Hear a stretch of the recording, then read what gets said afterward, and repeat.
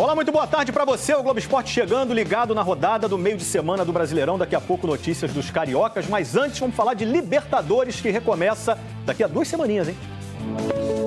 A história da Libertadores passa por aqui. Já foram 90 jogos no Maracanã. E se o passado tem uma enorme riqueza de imagens, o futuro tá pobre de certezas. Na final, em jogo único marcada pra cá, só se sabe que será no fim de janeiro, mas sem data definida. A caminhada até lá recomeça no próximo dia 15. E para 10 dos 32 clubes, a Libertadores representa também a volta do futebol, já que na Argentina, na Venezuela e na Bolívia, as competições ainda estão paradas. E na Colômbia, o futebol volta dia 8, uma semana antes da Libertadores. Para complicar ainda mais, o Boca teve essa semana 19 casos confirmados de Covid-19, sendo 14 em jogadores. Por isso, suspendeu os treinos. O técnico do Boca, Miguel Russo, diz que não está pensando nas vantagens dos outros. É uma pandemia, o planejamento vai mudando para enfrentar as situações diariamente. O principal é a saúde, depois vem todo o resto. Fora de campo, a pandemia ainda está em expansão na América do Sul. A gente tem ainda a expansão na Colômbia, no Equador e no Peru, tá? E o Chile já estabilizando, mas em níveis muito altos, e a Argentina também iniciando um aumento. E nesse momento, 2 países têm situação menos grave. Hoje a gente tem as taxas mais baixas de mortalidade pela Covid no Uruguai e o Paraguai. O desafio da Conmebol é um desafio parecido com o da própria CBF, porque o Brasil tem dimensões continentais e a gente tem estados que estão com uma curva de incidência diferente. Como o risco de contaminação ainda é alto, o número de jogadores inscritos aumentou de 30 para 40. Os atletas vão poder se transferir para mais de 2 clubes durante a competição e até voltar a um time que já tenham defendido, o que não era permitido. Além disso, os trios de arbitragem poderão ter integrantes de mais de um país e, em casos extremos, será autorizado um árbitro do próprio local onde o jogo for realizado. Dentro de campo, as medidas são bem parecidas com as já em vigor no Brasil.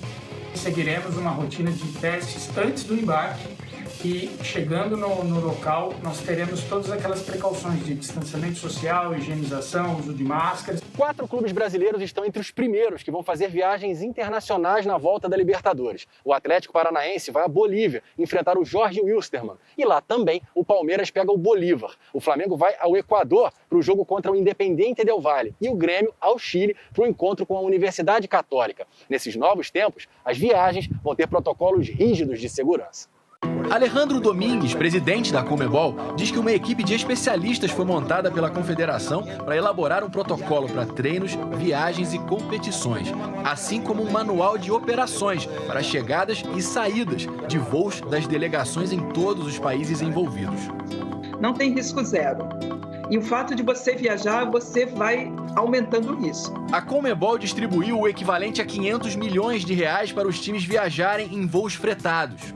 Como nem todas as fronteiras estão abertas, a Conmebol teve que negociar com os países e conseguiu uma permanência de 3 dias para as delegações a cada rodada. Mas as equipes só devem circular entre aeroportos, hotéis e estádios. O Flamengo vai fazer 2 jogos seguidos no Equador, contra a Independiente del Valle em Quito e o Barcelona em Guayaquil, e foi autorizado a ficar uma semana por lá.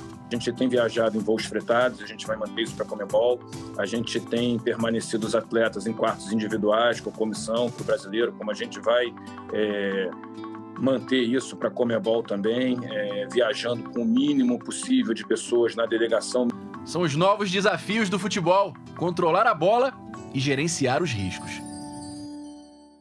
O mundo todo aprendendo todo dia como fazer para manter a vida próxima do normal, né?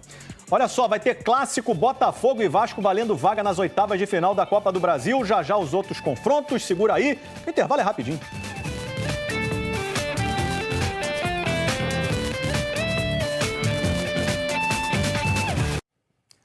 Foram sorteados hoje de manhã os confrontos da 4ª fase da Copa do Brasil e vai ter clássico carioca, Botafogo e Vasco, e o primeiro jogo com o mando do Botafogo. Fluminense pega o Atlético Goianiense, segundo jogo é lá em Goiânia, e os outros jogos aí, ó, Ponte Preta e América Mineiro, Brusque e Ceará, Juventude e CRB. Amanhã tem Vasco e Santos ao vivo na Globo, depois de fina estampa, pelo Brasileirão. O Ramon tá quebrando a cabeça para montar o ataque do Vasco. Em apenas 7 minutos, Thales Magno viveu emoções bem distintas. marcou o primeiro gol dele em 2020. Gol do Vasco! Mas nos acréscimos, o garoto de 18 anos sofreu esta dura entrada de Igor Julião. Revidou com um empurrão e levou cartão vermelho. Muito jovem, tem que ter a cabeça no lugar, porque ele tem muito talento.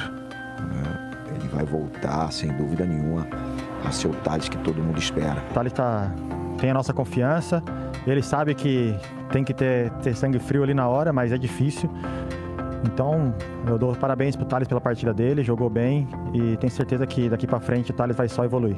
A primeira expulsão como profissional de Thales Magno acabou virando um problema para o Ramon, que agora está sem os 2 atacantes de lado titulares para o jogo de amanhã contra o Santos, porque o Vinícius, também revelado na base, está com Covid-19. Sem Thales e sem Vinícius, o Vasco perde velocidade, talento e improvisação. São os 2 moleques que tentam alguma coisa de diferente na equipe do Vasco. Agora, quem precisa tentar algo diferente é o Ramon. E olha essa, além do Vinícius, mais 3 jogadores do Vasco testaram positivo para a Covid-19. Os 3 são zagueiros: Ricardo Graça, Wesley e Breno. Essa imagem do jogo contra o Santos preocupou a torcida do Flamengo. Mas está tudo bem com o Gabigol. Ele se reapresentou sem dores no tornozelo esquerdo e está liberado para enfrentar o Bahia amanhã em Salvador. Só que o time tem 2 machucados. O Bruno Henrique tem um edema ósseo no joelho direito. Ele já era desfalque porque levou o 3º cartão amarelo no último jogo. Melhor nem tentar apostar em quem o Domi vai colocar no lugar dele, né? E o Diego Alves sofreu uma lesão parcial no tendão do ombro esquerdo e o César vai ser o titular. Hoje de manhã, o clube confirmou um teste positivo para a Covid-19 de um jogador não identificado que foi afastado e colocado em quarentena. O Botafogo vive a expectativa pela punição ao goleiro Gatito Fernandes depois dele ter chutado e derrubado o VAR na derrota para o líder Internacional. Ele vai ser denunciado pelo Superior Tribunal de Justiça Desportiva e pode pegar até 6 jogos de suspensão. E o clube anunciou as saídas do volante Cícero, do zagueiro Juan Renato e do lateral esquerdo Danilo Barcelos. O Danilo Barcelos, aliás, saiu do Botafogo porque comunicou que queria jogar em outro clube. E esse clube é o Fluminense. O lateral de 29 anos assinou com o Flu até dezembro de 2022. E o jogador do Flamengo que está com Covid-19 é o goleiro César. O VAR está atrapalhando o árbitro dentro de campo e o futebol. Eu acho que o VAR está muito exposto no campeonato, porque dentro de campo os árbitros não estão apitando bem. Não existe a possibilidade da gente demandar, exigir da arbitragem uma performance perfeita ou excelente, sendo que os árbitros não treinam.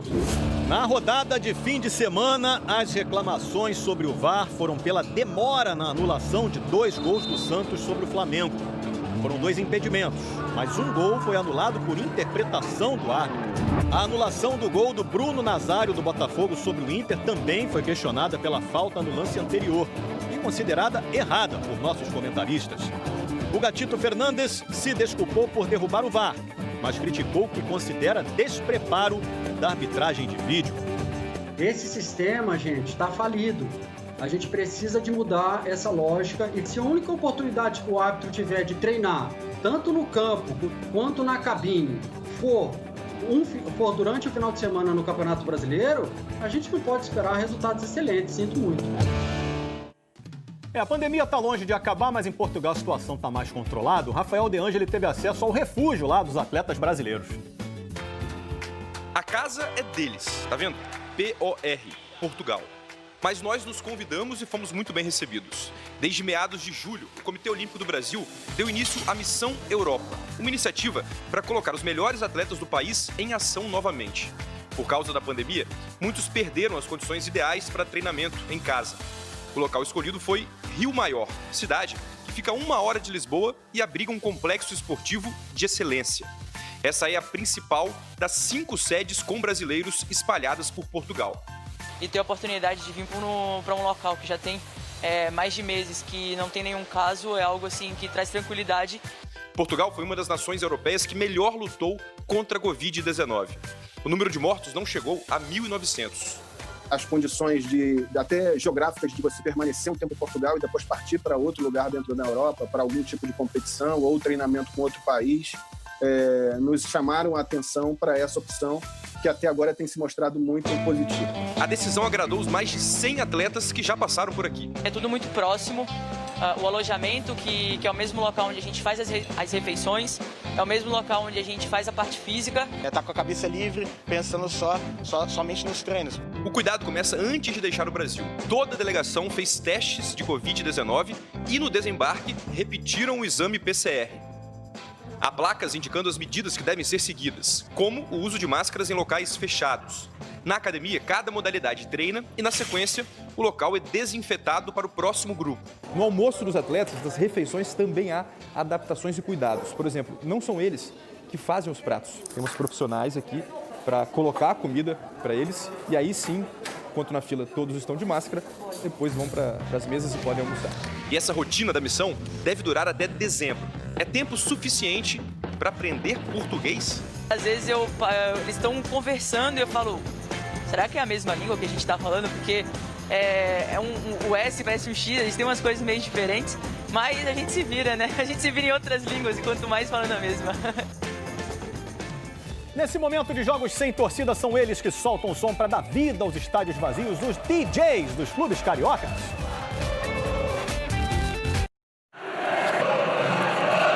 Quando o que se ouve não combina com o que se vê.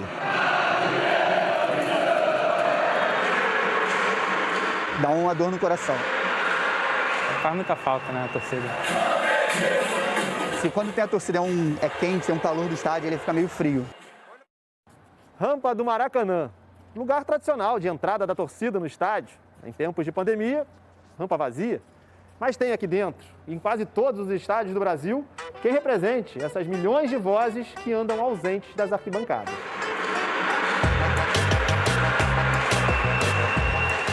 DJ Frank. DJ Leandro. DJ Gabriel. E Guilherme, a exceção por aqui. Cuida das músicas do Flamengo, mas não é especialista no assunto, não. Trabalhar em mesa de som nunca foi minha praia. Eu trabalho numa dupla, tem um sonoplasta, ele sim mexe no som. É o Eliseu, ele é o sonoplasta aqui do Maracanã, ele tá até ajeitando o casaco ali, ó. Frank, Leandro e Gabriel estão mais acostumados a esse ambiente. Mesa de som, luzes, fones, música. A gente começa, né, desde moleque, fazendo fashion play, me profissionalizei, tem 23 anos. Né, e hoje eu sou especializado em casamentos, né? É muito parecido. Quando eu estou numa festa, as pessoas pulam, cantam, gritam, se abraçam. E aqui no jogo de futebol, na hora que você está empolgando aqui os jogadores, acontece a mesma coisa. E se além de DJ é torcedor, daqueles que frequentam o estádio, fica muito mais fácil e prazeroso. Trabalho e diversão garantidos. Cada música, né, tem um momento certo para a gente estar jogando, então já fica mais fácil. A vivência da arquibancada já ajuda bastante. Para saber a hora certa de incentivar, comemorar, lamentar. Eu já deixo duas na agulha. E o pulaê, deixa o caldeirão ferver e já deixo quando é perigo de gol. Xingamentos, sirenes ou sons de fogos de artifício são vetados pela CBF. É a entidade que avalia o conteúdo para evitar ofensas ou interferências. A dupla Fla-Flu libera umas vaias para o adversário, de vez em quando. Quando tá só com o adversário, a gente bota uma vaia, a gente tenta dar uma atrapalhada nesse sentido. Vasco e Botafogo preferiram uma playlist só de apoio. Não tem vaia, não tem xingar jogador, não tem crítica. Isso daí eu acho que é um ponto a favor. Se ele tá mal ou não, aí é melhor a gente deixar para os torcedores num outro momento, em outro lugar, onde eles acharem melhor para estar fazendo as suas críticas. Um olho na mesa de som, outro no jogo, e uma certa tensão no ar. Não tem espaço para erro. Concentração durante os mais de 90 minutos de jogo. E em alguns instantes depois que a partida termina também. Foi assim, quando o Fred dava entrevista depois de fazer gol no clássico do último sábado contra o Vasco. O primeiro dele, desde que voltou ao Fluminense. Peraí, Tá ouvindo? O DJ já conhece a minha música aí, cantou. Deu pra matar a saudade da nossa torcida. Eles têm à disposição entre 20 e 30 músicas a serem usadas durante o jogo. Vou torcer pro Vasco ser campeão.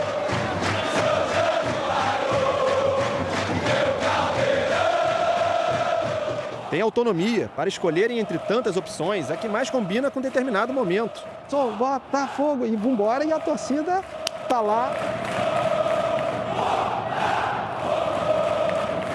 E respeitam tradições também. O único que a gente não foge é uma tradição da torcida, é no minuto 10 que a gente toca a música dos Garotos do Ninho.